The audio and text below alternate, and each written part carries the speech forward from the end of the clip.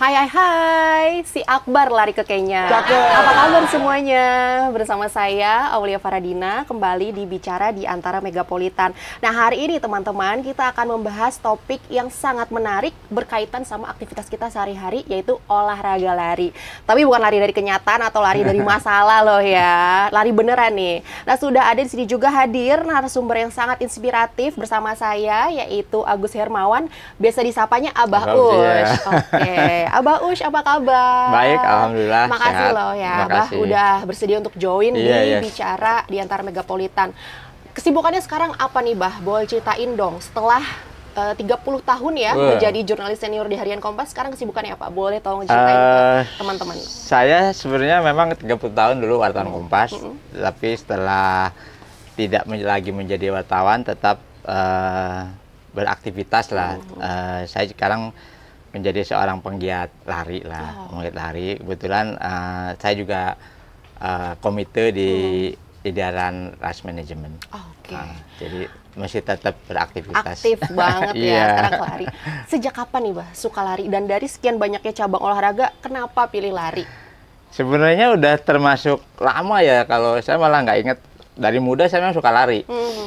Jadi lari itu soalnya olahraga apapun, kita tuh tetap butuh lari. Saya dulu pernah main tenis, pernah bersepeda juga. Saya termasuk pesepeda yang beberapa kali ikut di kantor saya dulu, namanya ada Jelajah Sepeda Kompas. Saya pernah sepedaan dari Bali ke Komodo, Jelajah Flores, Banjarmasin Balikpapan, Jakarta Palembang gitu. Tuh mungkin sekitar tahun 2000-an gitu lah. Lari sendiri itu jadi menu saya sebenarnya dari muda. Saya kebetulan dulu pendaki gunung lah, lebih ke penyuka olahraga outdoor. Jadi lari udah jadi menu saya berolahraga sih. Jadi udah relatif lama sih. Berarti memang rutin juga tiap hari ya, Bah, olahraga lari gitu ya? Nggak tiap pagi-pagi? hari sih, mungkin seminggu 3-4 kali lah, karena harus ada rest day kan. Iya. Jadi biasanya saya Senin tuh saya nggak melakukan lari rest day. Jadi udah dari tahun 90-an lah mungkin lari saya. Dulu dari kampus juga lari juga. Oke. Jadi udah lama banget. Udah lama banget ya. Sampai kapan sih, Bah, terus suka olahraga lari? Dan pernah ada titik jenuhnya juga nggak sih? Atau kayak kepikiran ganti olahraga lain, bosen lari gitu? Sebenarnya bosan itu biasa. Jadi dari olahraga itu apapun, itu kita akan ada satu titik namanya plateau. Jadi akan begini terus. Nah, itu biasanya kita mencari cara gimana supaya keluar dari zona nggak bosen itu. Banyak caranya sih. Kita melakukan, misalnya kalau lari, kita lari ke lintasan yang berbeda. Biasanya lari kan itu aja di komplek, bosen. Mungkin satu saat kita lari ke kawasan yang lebih hijau, ke Sentul, ke apa. Berpindah komunitas, misalnya cari teman-teman lain, memperluas jaringan. Jadi banyak cara sih sebenarnya untuk nggak bosen lari. Iya, pindah. Dan harus ada target lari itu. Betul. Jadi jangan banyak teman-teman lari asal sehat aja. Gue lari tiap pagi gitu, 30 menit, 40 menit. Target sehat itu juga harus jelas. Misalnya berat badan kita, mau nurunin berat badan sekian. Nanti lari saya mau finish 10 kilo atau 5 kilo berapa menit. Jadi harus terukur target-target itu. Oke, dan juga harus ada goals personal ya, biar dorongan itu selalu target, ada, semangat itu selalu target, ada. terus semangatnya terjaga karena kita ada konsistensi untuk berlatih. Istiqomah lah kalau istilah kita mah. Oke. Biasanya nih, Bah, teman-teman juga paling pasti tahu deh, kalau orang yang hobi lari pasti juga hobi dong ikut maraton. Nah, kabarnya dengar-dengar Abah nih udah sering banget nih ikut maraton gitu ya, baik di dalam negeri maupun keluar negeri, dari Asia bahkan sampai ke Eropa. Negara mana aja tuh, Bah, yang Abah pernah ikutin maraton, dan maraton di mana yang paling berkesan buat Abah? Ceritain Tahun dong, Bah. ini saya lari di Hong Kong, Hong Kong Marathon tuh bulan Januari. Terus kemarin sama anak saya malah bulan April di London Marathon. Nah, jadi terus selain itu saya juga pernah lari di beberapa negara. Jadi di dunia itu ada 6 maraton utama. Namanya World Major Marathon. Jadi 6. Jadi di Tokyo, Berlin, Chicago, New York, Boston, sama Berlin. Saya udah di Tokyo, di Berlin, di Chicago, di London. Jadi saya tinggal 2 lagi yang belum, di New York sama di Boston. Kawasan Amerika ya? Asia Tokyo, Eropa Berlin, Berlin sama London, yang lainnya Amerika. Oh, ini Amerika. Yang lainnya saya lari di Singapura pernah. Australia apa aja? Australia pernah saya ikut di Gold Coast Marathon, malah 3 kali di situ. Itu enak banget. Jadi biasanya kan nggak cukup sulit kan orang untuk lari di World Major, di WMM itu jadi alternatif Gold Coast itu, karena kalau nggak salah hampir 60% runners yang berlari di Gold Coast Marathon itu dia dapat personal best, jadi dapat catatan waktu terbaik karena suhunya enak, adem, terus lintasannya juga flat. Nah itu jadi sekarang kayaknya tambah banyak deh teman-teman pelari Indonesia yang lari di Gold Coast itu. Oke. Selain beda vibes tentunya ya, Bah, untuk ikutan maraton di luar negeri itu apa sih hal baik yang mungkin bisa diadaptasi dari maraton di luar negeri untuk maraton di Indonesia gitu? Iya banyak banget ya. Kalau saya sih lihat selain penyelenggaraan, kebetulan saya juga aktif bantu jadi komite di IDEA Runners Management. Jadi sambil berlari gitu juga kami studi banding lah. Betul. Gimana sih apa yang bagus diterapkan di Indonesia.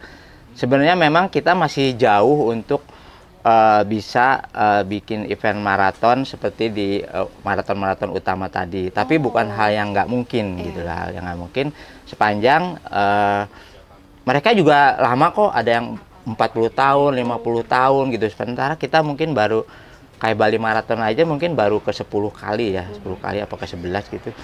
Jadi memang masih panjang kita untuk belajar mendapat sebuah maraton yang seperti pelari inginkan, jalanannya clear, nggak ada kendaraan, nggak ada caci maki dari pengguna lalu lintas lain, gitu-gitu kan. Terus karena apa? Karena di sana kan sarana transportasi umum udah mumpuni kan. Kalau kita nggak ada kendaraan umum, pakai mobil pribadi kan umumnya kan.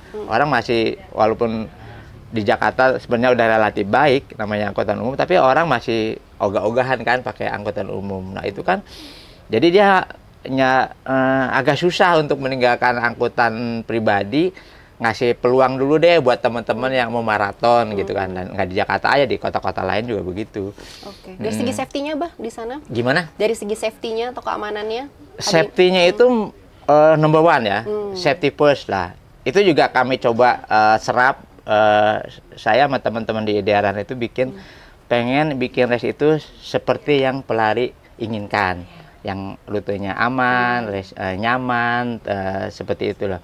Safety itu mereka bener-bener apapun di itu, medik seperti apa itu, ada running dokter di Tokyo, ada kita absorb juga jadi salah satu running dokter. Jadi ada sejumlah dokter lari bersama teman-teman pelari, selain tim medik yang standby, mereka lari di antara pelari. Nah, itu mantau tuh mereka, nih ada teman-teman lari, kondisinya seperti apa. Jadi kalau ada emergency itu bisa udah tahu mereka baca minimal. Ya. Teman kan mereka pelari juga kan, tahu lah teman-teman lari yang udah kepayahan, lu masih kuat nggak, gimana kondisi, ayo oke gitu kan. Nanti kalau dulu kayaknya aku udah nggak capek, ya udah kamu minggir dulu atau gimana. Mereka mungkin kalau agak kram dibantu gitu, walaupun ada tim medik yang sudah siaga juga. Oke. Lalu Bang, ngomong-ngomong sekarang kan olahraga lari itu sepertinya sudah semakin banyak gitu ya peminatnya, bahkan sampai ke public figure kayak dari pejabat gitu, Bima Arya, Sandiaga Uno kelihatan suka lari. Terus artis-artis kayak Dian Sastro, Daniel Mananta suka lari. Apa memang sekarang olahraga lari itu sudah jadi tren ya, Bah? Dan gimana nih Abang lihat perkembangan olahraga lari di Indonesia? Saya malah melihatnya nggak lagi sebagai tren. Jadi ya mudah-mudahan udah menuju ke lifestyle, ke gaya hidup sehat gitu loh. Dulu kan orang masih menduga-duga, masih menebak-nebak lah, hari ini cuma sesaat lah, nanti juga ada olahraga lain akan hilang gitu kan. Kayak pandemi gitu kan. Pandemi itu yang lagi booming kan sepeda kan. Semua orang naik sepeda kan, harga sepeda gila-gilaan, mahal banget waktu itu kan. Nah, tapi yang lari itu ternyata tetap lari, walaupun mereka nggak berkelompok. Mereka kan waktu pandemi ada pembatasan, orang nggak boleh berkumpul kan. Jadi mereka tuh masih tetap lari sendiri-sendiri apa gimana, karena olahraga paling aman tuh waktu itu memang olahraga sendiri kan, nggak bisa berkelompok. Selain sepeda, setelah pandemi ternyata sepedaan nggak selalu kayak dulu kan, mulai malah orang-orang yang dulu misalnya waktu pandemi orang-orang yang lari ada yang sempat ikut sepedaan juga. Sekarang malah sepedaan nggak terlalu rame, kecuali yang hardcore lah, yang teman-teman masih sepedaan, teman-teman saya juga itu. Yang lainnya malah lari sekarang. Jadi kalau dibilang lari sebagai tren, saya malah mungkin agak nggak sependapat. lari itu ke depannya justru akan menjadi lifestyle. Bagus banget buat kita karena katanya kan kalau orang kayak di negara-negara maju lah, di negara maju tuh jangan jauh, nggak usah jauh-jauh lah, Singapura. Saya pernah tuh di Singapura lagi nongkrong di Marina Bay jam makan siang, saya lihat ada orang-orang lari. Kok saya pikir 1-2, ternyata banyak. Ramean. Nah, karena ada orang banyak, kenapa? Ternyata mereka itu memanfaatkan waktu istirahat untuk lari gitu loh, untuk lari. Jadi lumayan kan istirahat sejam, mereka mungkin lari 30 menit, sisanya mereka beberes, mungkin makan siang, mungkin sholat kalau yang muslim ya. Itu ternyata udah seperti diisi kebutuhan itu, lari, ya, udah kebutuhan itu.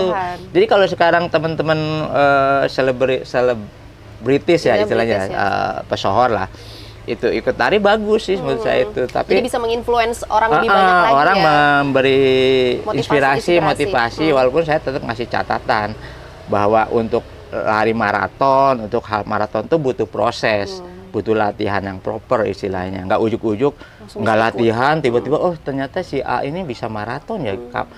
Mungkin mudah-mudahan mereka berlatih secara script lah ya, rahasia, mereka nggak diekspos. Tapi yang terekspos ke masyarakat kan seolah-olah oh maraton itu bisa kok, si A juga bisa kok, nggak perlu latihan. Padahal untuk saya selalu bilang semua orang mungkin bisa maraton, saya bilang. Tapi ada syaratnya, ada sejumlah syarat yang harus dipenuhi. Jangan salah loh, orang untuk maraton itu bahkan katanya menurut beberapa referensi itu kalau kamu udah lari setahun, udah menekuni olahraga setahun, kamu boleh maraton. Dan latihan untuk satu kali maraton itu butuh waktu 16 sampai 18 pekan gitu loh. Jadi nggak gampang. Oh ya, emang harus latihan terus. Latihan, terprogram, disiplin, nggak bolong-bolong latihannya. Justru bagus sekarang kalau banyak pejabat, banyak apa lari, walaupun terus terang ya, buat kami yang bikin penyelangan rally, mohon apa ya, mohon maaf aja, kadang-kadang cukup merepotkan. Sekarang kan musimnya medsos ya, itu teman-teman pejabat itu, bapak-bapak yang beliau-beliau ini seringkali bawa tim medsos, bawa tim medsos, dia merangsek ke peserta ke runner. Kadang-kadang tidak pakai nomor dada atau bib itu, padahal di dalam tanda petik haram orang yang tidak memakai nomor dada bib berada di area lomba. Nah itu harus, repotnya kalau pejabat kita kan tahu sendiri kan. Udah kita ingatkan pakai nomor dada ya Pak, pakai bib ya. Ini teman-teman ini juga tetap aja suka pada bandel, pada bandel. Sekarang sudah saking menjadi lifestyle-nya dan bikin orang FOMO nih ya, pengen ikutan lari, banyak komunitas baru. Bahkan kemarin itu sempat rame nih, mungkin teman-teman antara Megapolitan juga pada tahu, sempat rame joki Strava di media sosial. Itu gimana tuh Abah, menurut Abah menanggapinya? Joki Strava ya, saya ngikutin juga itu. Saya kebetulan salah satu penggunanya juga Strava. Itu di Strava itu ada yang namanya Strava Art. Ya, Strava Art itu seni Strava lah. Jadi teman-teman pelari itu biasanya berlari, terus dia menggambar benda-benda atau binatang atau apa lope atau apalah anjing itu dia pakai Strava itu. Jadi dia gambar, nanti ketika dia diposting, gambarnya tuh gambar yang dia mau tuh. Mungkin potret diri atau gambar-gambar mirip binatang, hewan kesayangan atau macam-macam. Nah, itu yang diposting. Nah, kalau saya sih terus terang nggak terlalu percaya joki Strava yang menggunakan apa ya? Ada orang menggunakan joki Strava untuk sekedar posting jarak lari misalnya. Sebenarnya udah lama juga, saya dulu pernah main ke Bandung kan. Saya ketemu teman-teman pelari Bandung lah. Saya sempat bikin beberapa event di Bandung. Kan ada challenge waktu zaman pandemi. Waktu zaman pandemi itu sama nge-tracking pesertanya tuh pakai Strava juga tuh. Terus ternyata beberapa temen itu kadang-kadang lari pakai beberapa jam, beberapa smartwatch ya. Ngapain tuh? Ngejokiin si A, ngejokiin si B. Jadi sebenarnya udah lama. Yang namanya joki Strava, joki lari itu udah lama. Cuma kan belakangan tuh setahu saya sih ada orang posting, siapa nih yang butuh jasa joki Strava, gue bisa nih gitu. Sebenarnya udah lama gitu, udah lama. Jadi bikin orang-orang tuh saking pengen kelihatan dia tuh, wah rutin lari gitu. Iya, mungkin antara lain kayak begitu sih. Tapi nggak banyak lah menurut saya, nggak banyak. Oke. Kemudian nih dari kesukaannya Abah terhadap lari, kecintaannya Abah sama olahraga lari, kemudian dituangkan ke dalam sebuah karya, yaitu buku yang berjudul Nggak Lari Nggak Keren. Nah, apa aja sih Bah yang dibahas dalam buku itu dan berapa lama proses penulisannya? Itu sebenarnya saya itu kan sebenarnya ngisi ada di Instagram, mungkin teman-teman bisa cek nanti akun idea.make. Saya salah satu redaksinya. Itu di situ ada tips-tips mengenai lari, apapun lah, tips and trick running lah gitu. Terus saya pikir ini keren juga kalau dibukuin, karena saya lihat ini sekarang kan lari lagi tumbuh kan, banyak teman-teman yang pengen pelari baru, ingin memulai lari dari berbagai usia, dari berbagai kalangan. Cuma dia nggak tahu, ya kan, gimana sih saya baru lari 100 meter, 200 meter aja udah haheho ya, udah ngap, udah capek, nggak kuat gitu kan. Nah, tapi saya bilang, enggak, lari itu olahraga paling gampang. Karena apa? Kita kan dari kecil aja udah lari ya. Kan apalagi sering dibilang lari itu ibunya atletik kan. Ibunya atletik, jadi dia, semua orang pasti bisa lari. Disuruh mandi dari kecil lari kan, disuruh belanja lari gitu kan. Jadi lari itu pasti semua orang bisa lari. Tinggal kita bagaimana menjadikan itu sebuah olahraga, sebuah kebiasaan. Nah, saya tuangkan di buku ini, di buku Nggak Lari Nggak Keren itu. Jadi ini sih sebenarnya bukan buku dari seorang coach. Saya tidak pernah. Boleh dilihat? Boleh ya. Silakan tunjukin ke teman-teman ini loh bukunya ini nih. Jadi memang saya bikin cara mudah mencintai olahraga lari bagi pemula. Jadi buku ini bukan buku dari seorang coach. Saya selalu nyebut saya ini cuma pelatih, bukan coach. Tapi pelatihnya pelari telat dan tertati-tati gitu. Pelatih telat. Ya, dan tertati-tati. Jadi saya juga bilang, enggak, saya pemula juga kok. Apa tuh? Pelari muka lama. Jadi karena pengalaman saya yang lari udah ya mungkin puluhan tahun ya, boleh disebut lah puluhan tahun, belasan tahun gitu.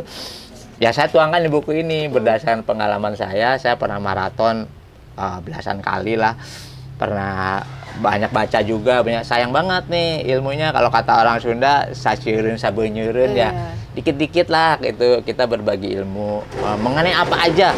Pokoknya buku ini kalau buat pemula keren banget. Karena pemula baik yang masih muda maupun yang sudah umur, mungkin ada ya kayak bapak-bapak atau ibu-ibu yang baru mulai pengen lari itu di umur 40-50-an juga bisa ya. Saya kan sekarang tuh orang kayak di teror ya. Jangan lari, nanti lututnya cedera, lututnya sakit. Bener gitu. Itu tapi untuk orang yang tidak terlatih. Nah, kalau terlatih semua bisa kok gitu loh. Semua bisa. Karena apa? Tapi harus dilakukan secara bertahap. Gimana kita mulai orang yang nggak biasa lari, orang bisa lari, ya mungkin lah jalan dulu awalnya, nanti kita kombinasiin dengan jalan lari, jalannya misalnya kuat 5 menit, larinya semenit, nggak apa-apa, dijalanin aja secara bertahap. Karena di buku ini juga saya tulis tuh, ada namanya metode Galloway. Jadi Galloway itu si penemunya namanya run walk method, metode jalan lari. Jadi itu untuk teman-teman yang akan baru memulai lari. Jadi kita sisihkan waktu lah, misalnya 30 menit, 40 menit lari seperti apa. Banyak pertanyaan-pertanyaan basic, pertanyaan-pertanyaan dasar yang saya coba jawab. Misalnya kalau saya nggak punya sepatu lari, gimana sih gitu kan. Terus pilih sepatu lari yang bagus tuh gimana sih gitu, kayak hal seperti itu. Jam juga, terus baju, jersey-nya tuh yang buat lari pakai baju bagusan katun apa macam-macam kan. Sekarang bahannya teknologi udah maju kan. Ada dry fit, ada Climacool, tergantung brandnya, ada macam-macam. Jadi buku ini bener-bener ya daging lah kalau mau ngomong lah istilahnya, buat pelari bener. Komprehensif ya baju. Jadi teman-teman nggak cuma soal gimana memotivasi untuk olahraga lari, bahkan juga sampai ada tips-tipsnya untuk memilih outfit lari gitu ya. Jam misalnya, gimana sih jam lari, butuh apa sih jam, kenapa harus pakai jam lari. Kan sekarang memang ada aliran nggak perlu jam. Nah, kita nggak perlu jam olahraga, dengerin aja ya tubuh kita, listen your body gitu kan. Ada di sini ditulis juga, kapan kan hal seperti itu. Jersey buat perempuan misalnya, banyak teman-teman pelari perempuan tuh nggak tahu bahwa olahraga tuh buat perempuan tuh harus pakai sport bra, pakai sport bra karena kalau enggak dia akan cedera. Oh ya, gitu. harus khusus memang ya. Harus khusus dia ada bra yang didesain khusus untuk olahraga. Banyak banget hal-hal kecil yang perintilan yang saya kira banyak untuk diketahui. Hal-hal kecil tapi penting ya untuk yang Iya, pengen iya. untuk lari. Saya bikin ini juga loh, saya kumpulin nih istilah-istilah dunia lari nih. Iya. Saya jadi Kayak apa, Mbak, contohnya, kasih tahu. misalnya bandit runner, apa sih bandit runner itu? Apa tuh? Gitu. Bandit runner itu gini, yang tadi saya bilang. Bandit kan kalau orang ikut race itu dia harus pakai nomor dada, Oh ya. pakai bib. Di bib itu ada data kita, emergency kontak, golongan darah, terus chip. Biasanya ada chip. Di situ chip yang akan mendeteksi kita nanti larinya berapa lama waktu tempuh. Nah, banyak orang yang berlari. Mereka yang punya BI itu dapat fasilitas kan dari penyelenggara lomba. Kamu boleh ambil minum di water station, boleh nanti refreshment macam-macam, aman. Nah, pelari yang bandit itu dia nggak pakai itu, dia lari aja ikut. Gua nggak ikut lari aja deh, gua nggak ambil medali misalnya. Tapi dia memanfaatkan rute lari itu, memanfaatkan fasilitas lari itu. Nah, itu bandit runner. Kayak gitu-gitu. Istilah-istilah lain juga banyak banget nih. Banyak banget. Berarti memang sangat-sangat recommended nih buat masyarakat baik yang hobi lari maupun yang memang ya suka baca gitu ya untuk menambah. Kalau saya bercandanya nggak beli nggak keren. Nggak lari nggak keren, nggak beli nggak keren. Oke, Bah, sekarang ke event lari lagi nih. Untuk maraton, untuk event-event lari itu kan pasti ada IO-nya. Nah, sekarang banyak kan bermunculan IO untuk event lari gitu. Memangnya seberapa menguntungkan sih kalau menjadi IO untuk olahraga lari mengadakan event gitu, dan apakah ini jadi ini soal bisnis atau jadi soal olahraga nih, Bah? Ya kayaknya dua-duanya sih berkepentingan ya, soal olahraga, soal bisnis gitu. Memang sekarang banyak bermunculan bukan event organizer, namanya running organizer. Tapi banyak sekarang teman-teman yang bergerak di bidang event organizer juga bikin running organizer, penyelenggara lomba. Nah itu kita kebetulan ada di Idearan Race Management, salah satu running organizer juga gitu loh. Biasanya kita nih kayak semacam membantu menyelenggarakan race. Biasanya itu ada brand-brand kan, atau instansi atau pihak-pihak, namanya event owner, bikinin saya dong untuk bikin sebuah lomba lari gitu. Dan urusannya nggak harus selalu menguntungkan secara profit buat brand itu. Dia kan nanti ada branding, marketing kan, ada untuk mungkin bangun awareness brand dia terbangun gitu-gitu. Karena kalau dari segi menguntungkan, untuk diketahui ya, yang dibilang teman-teman juga bilang mahal banget bayar ikut race kan, mahal banget kan, relatif mahal lah. Misalnya lari 5 kilo orang harus bayar 250 ribuan, 300 ribuan. 10K mungkin 400-600 ribu. Half marathon mungkin 600-800 ribu. Lebih tinggi lebih mahal. Maraton mungkin 900 ribu sampai sejutaan untuk ikutan race itu. Tapi sebenarnya di kita itu hanya mengcover 20% loh dari katakanlah indeks yang harus dikeluarkan untuk satu orang runners. Dari mana kurangnya? Itu kita dari sponsor yang mau bergabung sama kita. Seperti itu. Jadi juga bagus. Jadi kan yang saya bilang tadi, teman-teman pelari itu kadang-kadang kan latihan lari itu harus ada tujuan kan. Tujuannya apa? Saya pengen kuat lari 5 kilo, saya pengen kuat lari 10 kilo, saya pengen nyobain maraton. Nanti setelah itu dia akan meningkat lagi. Saya ingin 5 kilo di bawah 30 menit. Saya ingin lari 10 kilo di bawah 1 jam. Nah, ini untuk itu tuh ada target-target, ada timing kan. Si penyelenggara race harus memberikan fasilitas atau kebutuhan yang bisa memenuhi keinginan si runner itu, goal-goal si runner itu, dengan cara membuat sebuah race yang proper, yang aman, jaraknya terukur. Di kami jaraknya itu harus selalu terukur. Kalau 10 kilo, di Idearan itu pasti 10 kilo.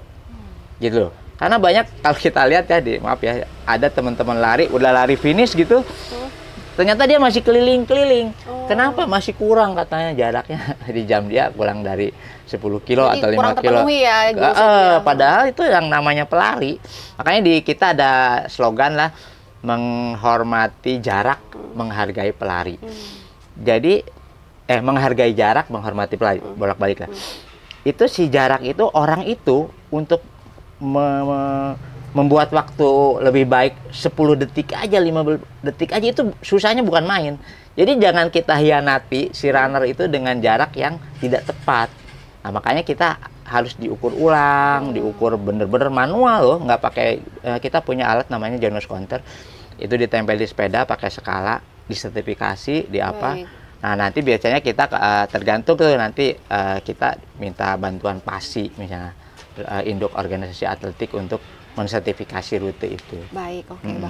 Boleh sedikit aja juga, Bah, ceritain dikit tentang aplikasi lari, aplikasi paket lari yang Abah kembangkan itu, GoTechMe. Boleh tahu ceritain dikit aja, Bah? Itu apa tuh kegunaannya dan gimana cara? Gini, sebenarnya aplikasi lari ya maksudnya. Aplikasi lari itu banyak banget. Jadi banyak teman-teman yang katakanlah belum punya jam, mereka bisa pakai handphone. Di handphone tuh banyak yang tadi awal bilang, ada Strava, ada Garmin Sport, ada macam-macam gitu. Itu untuk nge-tracking lari. Tracking orang lari berapa kilo, pace-nya, kecepatan, rutenya mana gitu. Tapi kita tadi saya bilang kan, teman-teman lari tuh pengen exposing kan. Sekarang kan zamannya medsos ya kan, kalau lari nggak diposting di medsos, ngapain gue lari kira-kira gitu kan. Nah, kebetulan saya bangun juga sama teman-teman satu platform lah, aplikasi namanya GoTechMe. GoTech.me. Itu jadi teman-teman nanti kalau habis race atau lomba lari di mana gitu, nyari fotonya tuh gampang banget. Jadi nggak perlu cari satu-satu di satu, katakanlah Google Drive gitu atau gimana. Kita pakainya nomor dada. Jadi masukin nomor dada di GoTechMe itu, di bip, langsung keluar nanti foto-foto kita itu yang ada wajah kita itu akan keluar pakai web. Dan saya juga heran sendiri tuh si sistem si AI ya, AI itu dia bisa mengenali loh kalau misalnya nomor kita udah ketahuan nih misalnya. Tapi nanti ketika nomor kita ketutup, dia tuh ternyata udah mengenali wajah kita. Ada face recognition-nya juga? Enggak, kita nggak pakai. Justru kita nggak pakai recognition. Kita menghindar pakai recognition karena khawatir melanggar UIT, privasi orang kan. Itu ada aturannya kok. Jadi kita memang sengaja, walaupun kita bisa dengan mudah menggunakan teknologi itu, menjerap teknologi itu, kita cuma pakai bib number, tag number. Pakai Telegram juga. Jadi misalnya anak pakai Telegram kan, kita masukin nomor bib kita, nanti fotonya langsung keluar tuh di handphone, terserah mau langsung diupload atau di-share di mana aja gitu. Jadi bikin lari kita lebih menyenangkan ya, Pak, kalau ada dokumentasi gitu. Iya, buat dokumentasi. Baik, wah, gak kerasa ya, udah terima kasih banyak atas informasi dan cerita-ceritanya Bapak Agus Hermawan, sangat-sangat inspiratif. Dan teman-teman Antara Megapolitan, demikian bincang-bincang kita kali ini, semoga bisa menjadi inspirasi dan menambah wawasan kita semua. Jangan lupa untuk like, komen, dan subscribe di channel YouTube Antara Megapolitan. Saya Aulia Faradina, sampai jumpa. Makasih. Terima kasih, Bang. Ya, Sehat selalu. Makasih ya. Ya.